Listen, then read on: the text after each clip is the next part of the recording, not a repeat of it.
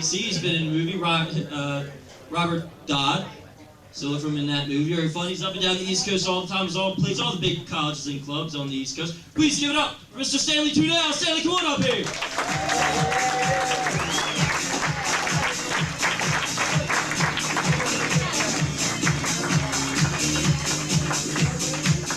What's happening, Ruffini? How we doing? It is good to give me a second.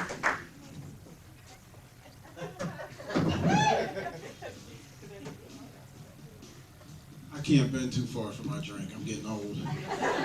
So how we doing? It is good to be back here. I haven't been back here in almost a year. It's good to be back. How's everything going up here? Yeah, a lot has happened since I was here. Bush won an election again. I don't know how that happened, man. Did you read the paper where the government is prepared to spend $10 billion to find out where the intelligence lapse was on 9/11? I was like, you have got to be kidding me. $10 billion? All I gotta do is pay my bar tab for the night, and I can tell you what happened. Remember that game you used to play in elementary school where the teacher would whisper something in the first kid's ear and they would pass it around the room? Then the last kid would stand up and say something totally different? Bush was the kid that fucked that up. That's what happened. And I'm not saying the president is stupid. I'm not saying that. I mean, after all, he did go to Yale. But I'm pretty sure he rode a little yellow bus to get there. But, semantics. Oh, man. It's good to be home, though. I've been traveling a lot doing comedy. I live in D.C. I've been doing a lot of shows down south, and I found out from Richmond, Virginia on down, they don't celebrate the King holiday. They celebrate what's called the King Lee Jackson Day for Robert E. Lee and Stonewall Jackson, you know, Southern Confederate war heroes. And I'm thinking, that's got to be a hell of a parade, isn't it? You got your King people out front, you got your Confederate supporters in the back. It's going to start out as a parade. It's going to end up being a chase. All the way to the Mason-Dixon line. It's ridiculous, man. But it's good to be home, man. It really is, man. Actually, I've been up here for a few days. We got this big family meeting. That's what my family does when there's a crisis. We got to meet and discuss it. I was like, I'll be up here this weekend. You can't wait? No, I had to rush right up here, get all the way up here, just to find out my cousin got evicted from her house. How the hell do you get evicted from a Section 8 house? Twice! The rent's only $1.50. You can find that in your couch cushions. I walked in her house one time, the furniture was all flipped over. I was like, oh my God, you got robbed. She said, no, I didn't. I'm just looking for rent money. I was like, damn, here's 50 cents. Go pay your rent. Damn. Tell you how messed up my cousin is. Her boyfriend just got sent to the same prison as her husband.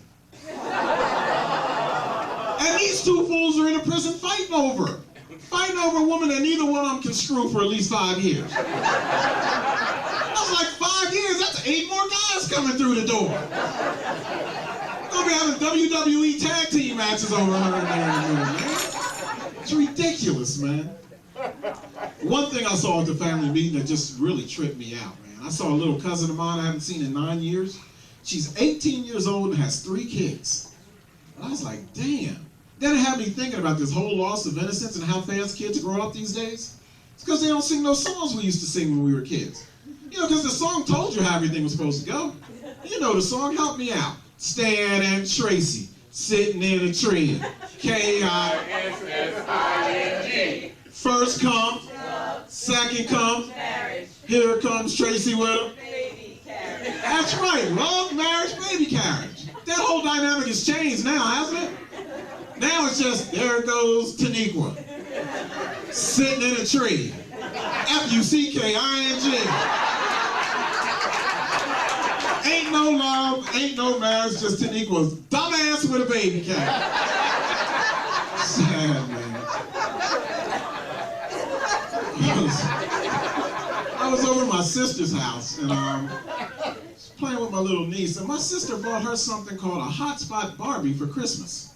I'm not making this up. Have you seen this doll? There's a doll called a Hotspot Barbie. So I talked to my sister, I said, what happens when you touch his hotspot? Does it only get moist? Does it say no, no, no, but it really means yes, yes, yes? Spank me, Big Daddy, spank me? Come on, no wonder these kids are getting pregnant at 13 years old, man. And I'm out outraged because you know it's not going to stop there. Oh no. Next thing you know, there's going to be a blowjob Barbie. Oh, she's going to come with assorted sets of presidential knee pads. Some Altoid mints and cigars. A cum-stained blue dress in a garment bag. There's no way I'm getting one of these for my niece, man. And you know they're going to make something for the guys. You know it's coming, right? That's right, a don't ask, don't tell G.I. Joe. It's coming. Instead of the Kung Fu grip, he's going to have a limp wrist. Stiletto heel on his combat boot, man. There's no way I'm getting one of these for my nephew. And you know they're going to make an ethnic doll. That's right, a baby's mama Barbie. Oh yeah, she comes with nothing. Except the airline ticket to the Maury Povich show for a DNA test, man. That's it.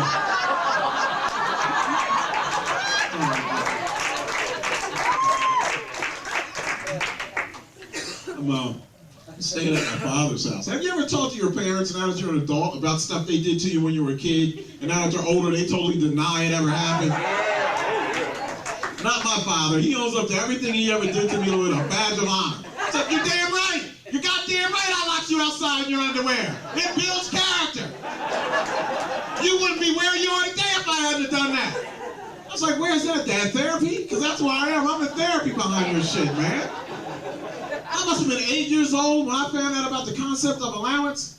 Me and my friends were on the playground having an economic summit. I was like, let me get this right. You guys actually get paid money to take out the trash and clean your room?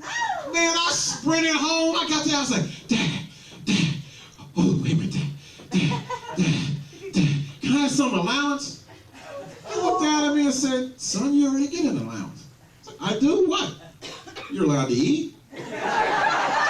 You're allowed to sleep. And you're allowed to take a shit on Tuesday. Now get your down ass back outside and play. It's ridiculous, man. Well, I can't knock the family meetings because it's the only time my family can get together. Yeah, because we don't have family reunions. My family's been banned from having family reunions. That's right, we haven't had one in 15 years, and I sense the fight. We had a riot break out of my last family reunion, y'all. My light-skinned relatives versus my dark-skinned relatives. It was like a bad Spike Lee movie in there, man. The wannabes versus the jigaboos. We even had a bad dance number break out in the middle of the fight, man. And I tried to break it up. I was like, cut! Didn't work, man. Police showed up in riot gear, tasers, guns, and tear gas all over the place. And it all started over some potato salad. Really good potato salad, but potato salad nonetheless. Apparently one of my light-skinned relatives was overheard saying, who made the potato salad? Because I'm not eating it if one of the darkies made it. And all hell broke loose. And I have a lot of white people in my family by marriage, and I'm standing there watching this with them, and one of them turns to me and says, Stan, these niggas are crazy. And I got mad. Not because he said nigger to me, because I feel like, hey, if you marry one, damn it, you got the right to call him one. But I got mad because he was right. These niggas were crazy. Because they should have been kicking the white girl's ass that made the greens, because that was nasty. You don't put fish in greens, y'all. I'm sorry, you don't do that, man. Just recently, me and my sister took my nephew back to college. And this boy never ceases to embarrass me every opportunity he gets. It's bad enough he's 6'4", 248 pounds, and is a flag twirler in the band. Right? He's in the lobby of the dormitory crying like a 6-year-old girl because his mother wouldn't buy some Timberland boots. I said, boy, what's the matter with you embarrassing me in front of all these young girls? Man, get yourself together. No, Uncle Stan, I need them Timbs. I need them. I said, boy, you don't need those Timbs. You want those Timbs. Grow up and be a man. That's what a man does. He separates his wants from his needs. What do you mean, Uncle Stan? I said, what do I mean? For instance, I want Halle Berry. But I need to get laid now. That's why I'm fucking Macy Gray. You understand the difference? Thank you. Thank you.